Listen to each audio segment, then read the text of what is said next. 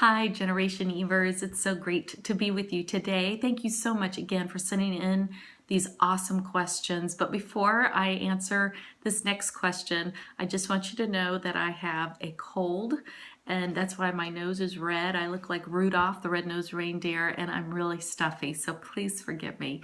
But I want to get this question answered. It's an excellent question. The question is, how do I live up my faith when I work and lead in with non-Christians and where the environment can be negative and critical? And it's a great question.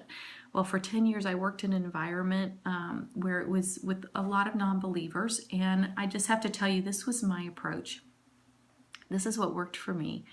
First of all, I knew God had called me there. And so since he had called me there, I knew he had equipped me. And I began to pray for my relationships with my colleagues.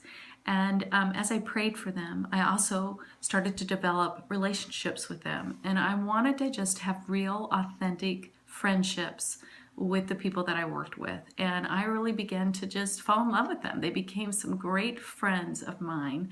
And as they saw that I genuinely cared about them, and that I could share sincerely about my life, and that I sincerely wanted to know about their lives, we could have some great conversations. I was able to talk about what I believed, but I was also able to ask them where they were at and what they believed. And so I think people will engage you when they know that you're authentic and you're sincere and you're not putting on a show, that you are who you say you are. And for many people, it's the first time they see somebody that knows Jesus, and that isn't out to try to go after their behavior or anything like that. It was more about just genuinely wanting to have a relationship with these people and become friends with them.